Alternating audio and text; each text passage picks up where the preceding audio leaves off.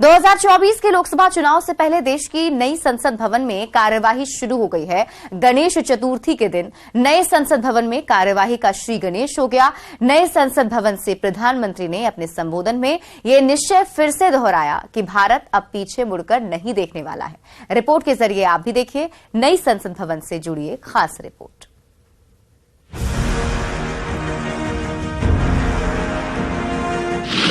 Article 370 ये सदन हमेशा हमेशा गर्व के साथ कहेगा कि सदन के कारण one nation one tax, one nation one tax GST का निर्णय भी इसी सदन ने किया। One rank one pension OROP ये भी इसी सदन ने देखा। गरीबों के लिए 10% आरक्षण कोई विवाद के बिना पहली बार इस देश में करने में सफल। प्रधानमंत्री नरेंद्र मोदी का यह संबोधन पुराने संसद भवन का आखिरी संबोधन था और इसी के साथ संसदीय इतिहास के लिए 19 सितंबर का दिन ऐतिहासिक बन गया।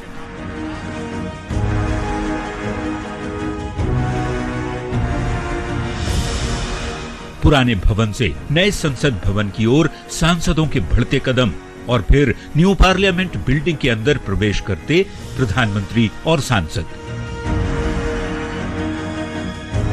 वैसे तो संसद के विशेष सत्र की शुरुआत 18 सितंबर को ही पुराने संसद भवन में हुई थी, पर नए संसद भवन में पहली कार्यवाही मंगलवार को हुई और इसी के साथ संसदीय इतिहास में एक नया अध्याय लिख दिया गया। देश का नया संसद भवन आकार में त्रिकोणीय है। भवन का स्वरूप धर्मों में पाई जाने वाली पवित्र ज्यामिति से प्रभावित है। क्षेत्रफल 64,500 वर्ग मीटर है और इस पर निर्माण की लागत 971 करोड़ रुपए है। संसद की नई बिल्डिंग को बनने में 3 साल 5 महीने का वक्त लगा। बैठक क्षमता 888 Lok Sabha seat, 384 Rajya Sabha seat. Modern office space और कामकाज के लिए बड़े कमरे यहाँ हैं। हर कोने में डिजिटल सर्विलांस का घेरा है। ऑडियो विजुअल सुविधा के साथ समितियों के लिए बड़ी जगह है। प्लैटिनम रेटेड ग्रीन बिल्डिंग के रूप में इसे डिजाइन किया गया है। नए भवन में भारतीय संविधान की 1 प्रति सुरक्षित रखी गई है। भारतीय संसद के इस ऐतिहासिक क्षण का गवाह सिर्फ सांसद ही नहीं, प्रधानमंत्री और मंत्रियों के साथ ही इस बेहद खास पल के गवाह देश के 140 करोड़ देशवासी भी बने। उम्मीद है संसद की नई इमारत से नए और विकसित भारत के सपनों को साकार करने का प्रण आगे भी लिया जाता रहेगा। Bureau report, news 18। और इसी बीच रुक करेंगे बड़ी खबर की। बिहार में 69,000 से ज्यादा शिक्षकों की फिर बहाली होगी। मंगलवार को नीतीश कैबिनेट की बैठक में यह बड़ा फैसला लिया गया है। आपको बता दें कि राज्य में 1.70 लाख यानी कि 1,70,000 शिक्षकों की नियुक्ति प्रक्रिया चल रही है और इन शिक्षकों की बहाली होने के बाद 69,000 शिक्षकों की और बहाली होगी। नीतीश कैबिनेट में विकास मित्रों, रसोईया और सैप जवानों की सैलरी बढ़ाने का फैसला भी लिया गया है। विकास मित्रों की सैलरी दोगुनी की गई है। बैठक में कुल 45 एजेंडों पर मुहर लगी और इसके साथ ही पटना हाईकोर्ट में याचिकाकर्ता अपनी याचिका सिर्फ हिंदी में डाल सकेंगे। बिहार सरकार ने इसे अनिवार्य कर दिया है। फिलहाल पिटिशनर को हिंदी के साथ अंग्रेजी अनुवाद में पिटिशन देना जरूरी होता था।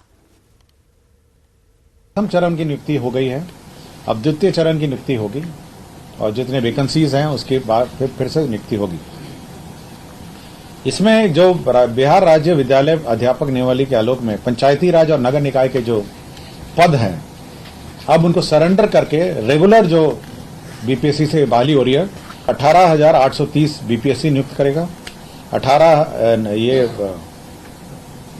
11 से 12 कक्ष में, 9 से 10 कक्ष में 18,880 और 6 से 8 में 31,982। आप टोटल कर लीजिए, मैं फिर से पढ़ देता हूं। 11 से 12 कक्ष में 18,830, 9 से 10 वर्ग में 18,880 और 6 से 8 में 31,982। तो कुल कितनी नियुक्ति होगी इन तीनों का आंकड़ों का अगर आप टोटल करेंगे तो निकल आएगा। सोमवार को शिक्षा मंत्री चंद्रशेखर ने कहा था कि भगवान राम और कृष्ण उनके सपने में आए थे। मंगलवार को बीजेपी के विधायक नीरज कुमार बबलू ने कहा कि उनके भी सपने में राम जी और कृष्ण जी आए थे। दोनों से भगवान ने सपने में क्या कहा, आइए जानते हैं। हमको भगवान जी राम जी सपना दी, तो भी भगवान कृष्ण सपने में आए थे रात में। हमको बोले देखो चंद्रशेखर हमको लोग बेच रहा है बाजार में। बोले कि अरे तुम्हारा पड़ोसी चंद्रशेखर है, ये पागल हो गया है, इसका इलाज करवाओ। राजनीति में नेता कब और क्या बोलेंगे और बोलकर कैसे सुर्खियां बटोरेंगे, कोई नहीं जानता। अब आरजेडी के नेता और बिहार के शिक्षा मंत्री चंद्रशेखर को ही देख लीजिए।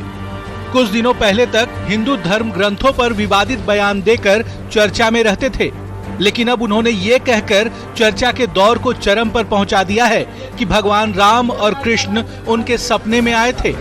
सपने में भगवान ने उनसे कहा कि चंद्रशेखर मुझे बाजार में बिकने से बचा लो। हमको भगवान जी राम जी सपना दिए, हमको बोले देखो रहा है बाजार में, तो बाजार से बिकने से हमको बचा लो। इसलिए हम कभी कभी बीच बीच में एक सत्र को लाते हैं सामने, मैं सही बात बोलते हैं भाई, राम जी का संदेश है।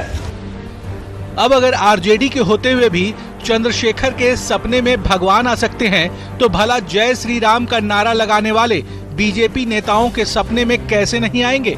तो बीजेपी के विधायक नीरज कुमार बबलू ने भी दावा कर दिया कि भगवान राम और कृष्ण उनके भी सपने में आए थे।